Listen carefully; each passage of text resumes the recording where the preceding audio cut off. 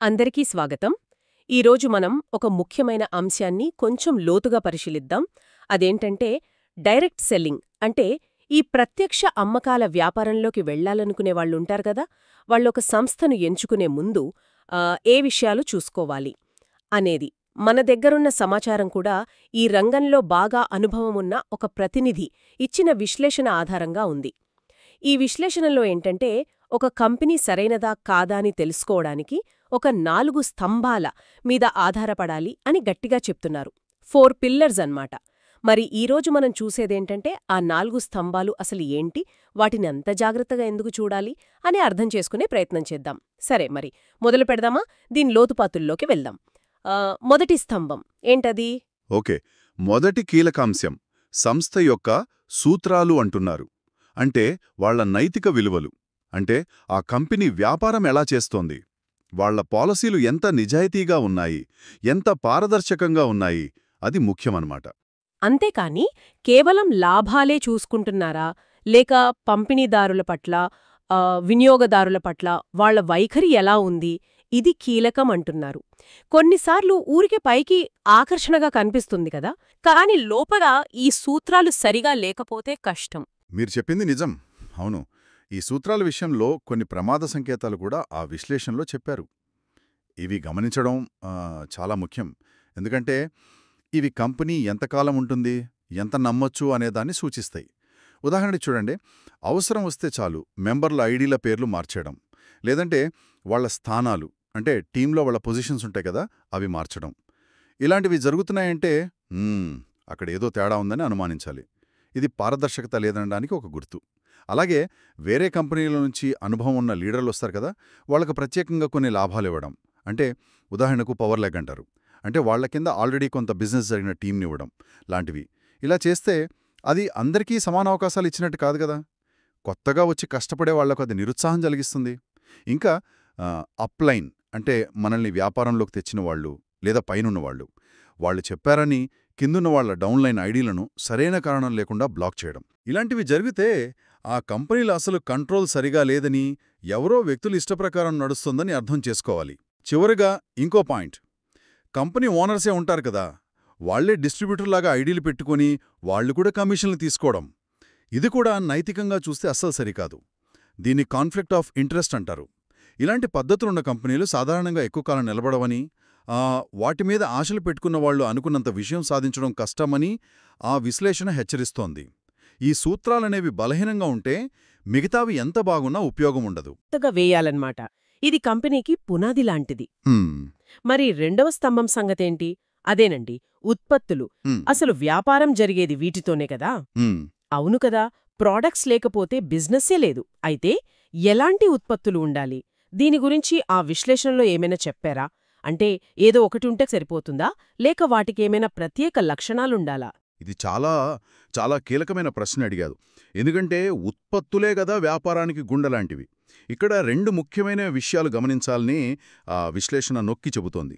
ఒకటి, ఆ ఉత్పత్తుల రకం. అంటే నిత్యవసర వస్తువులనుకోండి, ప్రజలు రోజూ వాడేవి లేదా ఆరోగ్యానికి సంబంధించినవి. వీటికి ఎప్పుడు డిమాండ్ ఉంటుంది. సీజన్లతో సంబంధం లేదు, ఆర్థిక పరిస్థితులతో పెద్దగా సంబంధం ఉండదు. వీటి సేల్సు జరుగుతూనే ఉంటాయి. కాబట్టి ఇలాంటి ప్రోడక్ట్స్ ఉన్న కంపెనీ వ్యాపారం కొంచెం స్థిరంగా ఉంటుందన్నమాట. ఎక్కువ కాలం నడిచే అవకాశం ఉంది. అదే సమయంలో కేవలం ఒకే ఒక్క ప్రోడక్ట్తో మొదలుపెట్టే కంపెనీలుంటాయి. లేదా ప్రజలకు పెద్దగా అవసరం లేనివి, ఏదో ఫ్యాషన్ కోసమో ఆకర్షణ కోసమో అమ్మే వస్తువులు, అంటే కొన్ని రకాల గాడ్జెట్స్ అవ్వచ్చు, లేక ఫ్యాషన్ ఐటమ్స్. వీటి విషయంలో కొంచెం జాగ్రత్తగా ఉండాలి. వాటి మార్కెట్ ఎప్పుడు తగ్గుతుందో చెప్పలేం. కొన్నిసార్లు అసలు ఉత్పత్తులు ఊరికే పేరుకే ఉంటాయి. అసలు వ్యాపారమంతా కొత్త వాళ్లని చేర్పించడం మీదే ఆధారపడి నడుస్తుంది. అది అసలైన వ్యాపారమే కాదు. అది నిజమే, చాలాసార్లు అలా జరుగుతూ ఉంటుంది. మరి ఉత్పత్తుల విషయంలో రెండో ముఖ్యమైన విషయమేంటి? రెండోది, ఇది ఇంకా ముఖ్యమైనది, ఉత్పత్తుల తయారీకి సంబంధించిన విషయం, వాటి ప్రత్యేకత. చాలా డైరెక్ట్ సెల్లింగ్ కంపెనీలంట సొంతంగా ఉత్పత్తులను తయారు చెయ్యవట.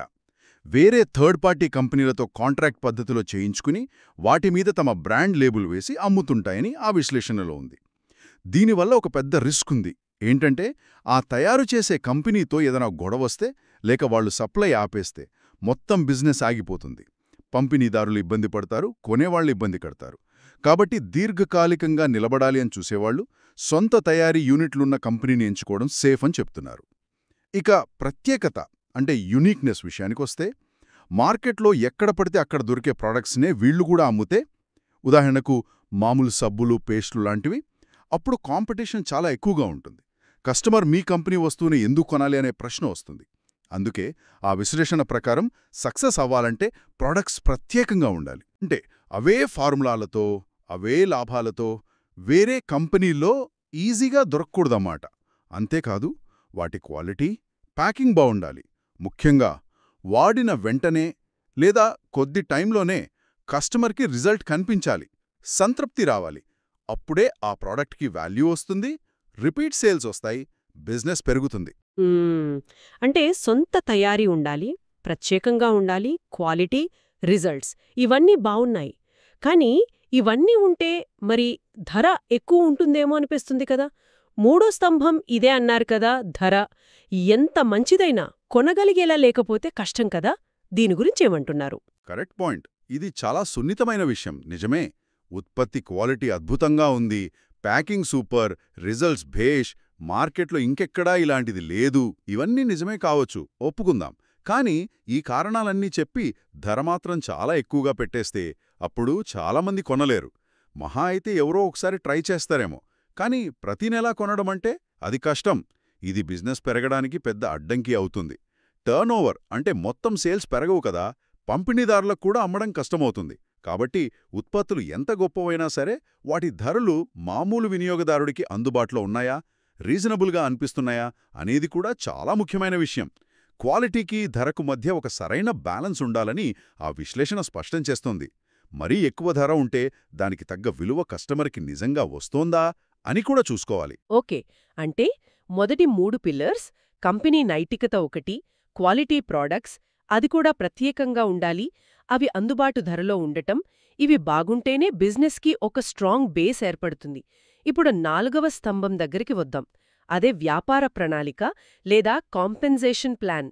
అయితే ఇక్కడ ఒక ఆసక్తికరమైన విషయమేంటంటే మొదటి 3 స్తంభాలు బలంగా ఉంటేనే ఈ 4వ దానికి అసలు విలువే ఉంటుందని కూడా అంటున్నారు. అవునా? అవును, అవును. అది చాలా, చాలా ముఖ్యమైన గమనిక. ఎందుకంటే ఆలోచించండి, అసలు కంపెనీయే సరిగా లేదు, ప్రాడక్ట్స్ ఏమో నాసిరకం, లేదంటే మరీ ఖరీదు. అప్పుడు ఆ ప్లాన్ చూడటానికి ఎంత బాగున్నా, ఎంత అద్భుతంగా అనిపించినా దానివల్ల ఉపయోగమేముంటుంది? డబ్బు ఎలా వస్తుంది? రాదు గదా. అందుకే ఆ విశ్లేషణలో చెప్పిందేంటంటే ప్లాన్ను చూసే ముందు మొదటి 3ంటిని క్షుణ్ణంగా చెక్ చేసుకోవాలి. ఇక ప్లాన్ విషయానికొస్తే కొన్ని హెచ్చరికలు కూడా ఇచ్చారు. కొన్ని ప్లాన్లుంటాయి, అవి పైకి చాలా అట్రాక్టివ్గా కనిపిస్తాయి. కానీ వాటిల్లో డబ్బు సంపాదించడం కంటే మన జేబులోంచి ఎక్కువ డబ్బు పెట్టేలా ఉంటాయట. అంటే నెల నెల ఇన్కమ్ రావాలంటే అనవసరంగా పెద్ద మొత్తంలో ప్రాడక్ట్స్ కొనాలి అనే రూల్స్ పెట్టడం, లేదా ర్యాంకులు నిలబెట్టుకోవడానికి బలవంతంలో కొనిపించడం, ఇలాంటివి ఉండకూడదు. మనం చేసే పనికి, మన టీం చేసే బిజినెస్కి తగ్గట్టు ఆదాయం రావాలి గాని ప్లాన్ కోసం మనమే అదనంగా ఖర్చు పెట్టేలా ఉండకూడదు.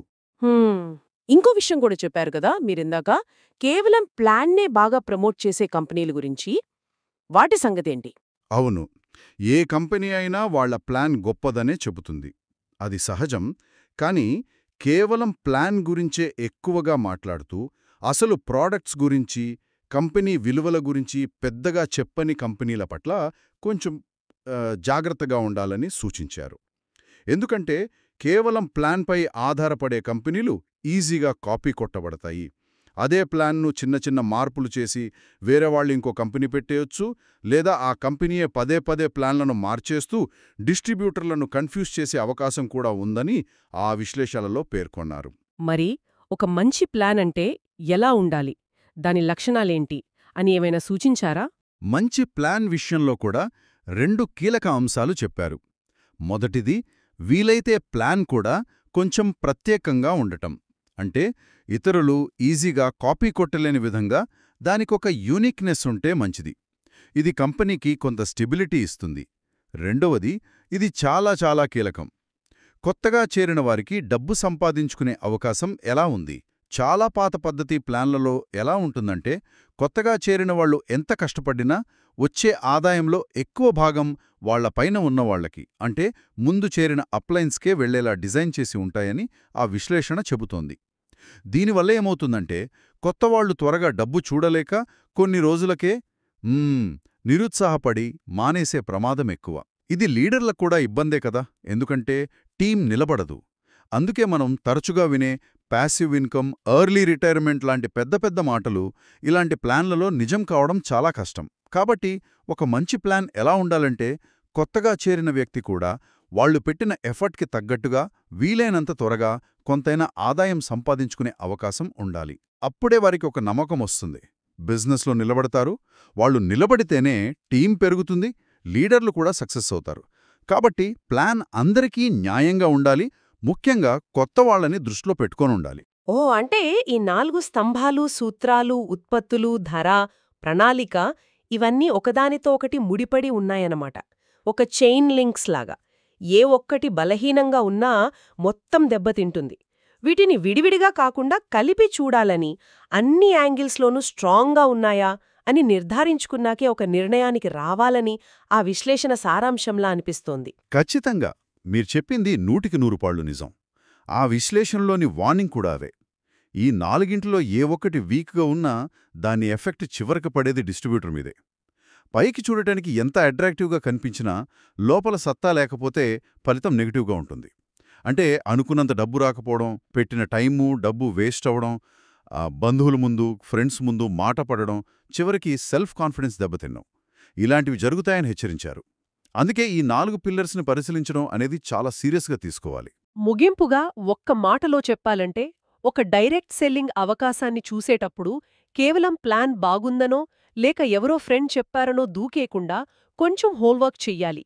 కంపెనీ విలువలెలా ఉన్నాయి, వాళ్ళ ప్రొడక్ట్స్ నిజంగా క్వాలిటీనా, యునిక్గా ఉన్నాయా, అవి జనాలకు అవసరమా, వాటి ధర ఎంతవరకు అందుబాటులో ఉంది, మరి ముఖ్యంగా ఆ బిజినెస్ ప్లాన్ కొత్తవాళ్లకి కూడా డబ్బు సంపాదించుకునే అవకాశం ఇస్తోందా అనే ఈ 4 కీలక స్తంభాలను జాగ్రత్తగా అంచనా వేయాలని మనం ఈరోజు చూసిన సమాచారం స్పష్టం చేస్తోంది. అవును, ఈ 4 స్తంభాల ఫ్రేమ్వర్క్ అనేది ఒక కంపెనీని అనలైజ్ చేయడానికి చాలా బాగా ఉపయోగపడుతుంది.